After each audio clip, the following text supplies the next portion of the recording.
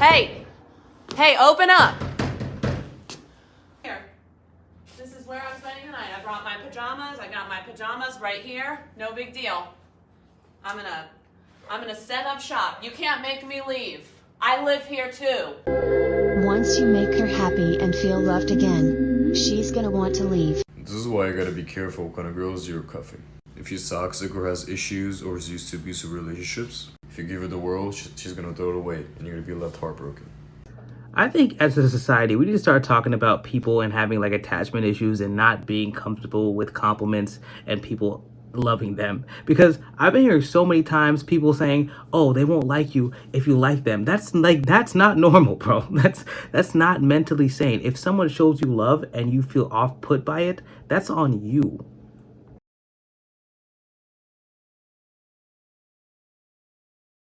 Crush breakups in the first 3 months, while men typically suffer. And this is because women can get the attention and validation very easily from men, and they can reassure themselves like, hey, I'm still here, I'm still able to find people. You can get on dating apps, you can go to a club, you can go to a bar, you can get on social media, and men will flock to you, especially if you're fresh from a breakup. He did what? I can't believe that. He sounds like a loser. Let me take you out. Men will go out of their way to court a woman that has just been broken up with, while men, on the other hand, they have to suffer the first 3 to 6 months, kind of just being alone, going through it, healing. It's very difficult for them sometimes. 18 to 25-year-old guys are the ones that need the most help when it comes to dating. Girls have it easy. They just have to exist. I don't know why people on TikTok have such a hard time believing this. Women have so many options, and at any given time, a girl can be dating multiple guys at once. This is the first photo. This is the second photo. This is the third photo. Fun size Miami girl, recently single and looking to meet people. She got 1,791 likes in 24 hours. It's just getting blown up. And this is us not opening any of the guys. This is the guys that we just matched with opening her. Watch any video where a guy makes a super average profile of an average looking girl, gets thousands of matches, hundreds of messages within 1 or 2 days. And some guys can do the same thing. 1,700 guys want to potentially meet up with a girl who's pretty unattractive. It's just a reality. Look, guys, we all know the dating game isn't fair, but here's the great part. The thing is that every man has the potential and opportunity to build themselves to a point where they can have multiple crazy levels of wealth, success, and notoriety. That's the thing. That's the thing that will break everything. I'm telling you right now, if you're not good looking, if you feel like you're not that confident, become famous, successful, and in shape. I'm telling you, bro, you'll get sick and tired of it. I'm telling you, bro. Fame and success, bro. Now, don't get it only for that. But if that's really what you want, bro, you see people like Tom Holland, all these people out there, they're drowning. 3 kids. She should be looking for a man who's a lot older, who's already... In other words, fellas, the woman with 3 kids, she looking for a sucker. She done got hold out, played out, beat out, and laid out. So now she's on her last desperate effort to find a man. So she got to find an older man. And of course, she's going to be feminine. She's going to be submissive. She's going to be cooperative because she ain't got no choice. 3 reasons why you should never simp again. So with TikTok, like I said at the beginning, it's a breeding ground for simps. Every single video, there's some girl who's baiting some simp blue pill guy for his attention. The first thing you have to do is change your algorithm. Overall, stop engaging with this sort of content so that you see it less. So stop engaging with that content first. Engage with content that will actually help you improve. 2, you're feeding her ego and making her less respectful towards men and overall men in general. The fact that she receives so much free attention, likes, comments all the time, guys pedestalizing her, she's gonna start to respect men less and less naturally. I offer you a challenge. So rechange your algorithm, like I said before. Next 30 days, guys, no comments, no likes off a woman who's trying to bait you for your free attention, right? That's very true. A lot of people don't understand that we consume food, right? And the food we consume affects our bodies. But the stuff we consume affects our minds on social media. So if you keep watching that stuff, even if you don't comment on it, even if you don't interact with it, you keep watching that stuff and sooner or later, you'll start to believe it and become it. So literally the algorithm feeds off of what you watch. So he's right, watch stuff that's gonna improve you, and you're gonna see over time, you're gonna get more motivated to become successful. As a man of honesty, as a man of honor, that beautiful woman, they always have a choice. A woman can block a man and not talk to him for 2 years, call him the most horrible things, right? And then unblock him, send him a message, and he will be right back. Those are not honorable men. They're just not. Reasons to get back with your ex. Number 1. Number 2. Number 3. Number 4. Number 5. Know the game and play it well.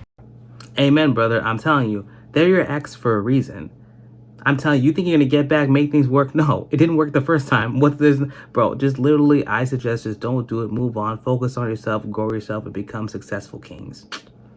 Why do girls put guys in the friend zone? Because we don't like them, they're too nice. What's wrong with being nice? With all the data that I've shown is that women has a strong preference for guys that are tall and good looking from the dating apps, which also leads to higher rates of single women and lower marriage rates, higher divorce rates. It's from people glamorizing toxicity, which essentially is coming from girls flocking to the chats and dating way above their league and trying to lock these guys down. But then when they get to their 30s, they either stay delusional or they settle down with a quote-unquote nice guy. This also explains why there's an increasing trend in never married single mothers, and it is now at all-time high. They tend to keep their crazy standards or even higher because of their failed relationships, and also go after younger guys as well. Telling my wife I love you aggressively to see her reaction.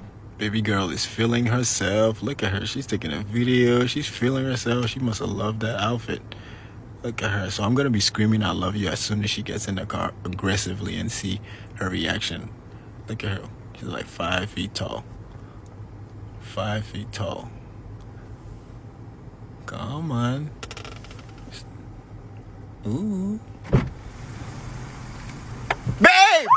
What? I love you! I love you too! Why are we screaming? Because I love you. I love you too! Okay. The most humbling thing that probably happens to men is when girls take their free drinks and fucking run. Listen, I've been in nightlife for 4 years. I have seen guys buy a girl the bottle of their choice with a bottle paraded with their name on it. And I've seen those girls film the video and then 5 minutes later go to the bathroom and just dip. If I'm being honest, that's well deserved. You can't buy a woman's attention. Actually, let me take that back. You can absolutely buy some women's attention. But if you can buy a woman's attention, you can also be outbid. Now, I know some guys say, okay, then don't buy girls drinks or don't offer them a drink at your table. Like, no. Here's what I would do. If you invite girls to your table, don't offer them a drink immediately. Talk to them. Believe me, they want a drink. They see the bottle. But just talk to them. Have a normal conversation with them and wait for them to ask for a drink. When they do, challenge them. Be like, oh, you just want to use me for drinks. Go ahead. And let them make themselves a drink. But here's the key. And girls, please don't hate me for this. As she's making herself a drink, turn around. Talk to your boys, talk to other girls at the table, just remove attention completely. At this point, you will have flipped the script and given yourself the best. And this is why I keep saying, like, I don't think the club scene is a great time or place to actually go and approach people. Because the thing is, when you go to the club, you're at a disadvantage if you're a guy a lot of times. You have to go out there, cold approach, all this stuff. It's really not the play, man. I'm telling you. If you really want to really get your game up, bro, focus on yourself, bro. Because that's all that matters, dude. You're going to be out there approaching and doing all this stuff, and it's good to get that rejection so you get stronger, but at the same time, it's like all the time you spent out in the club doing this, you could have started a business.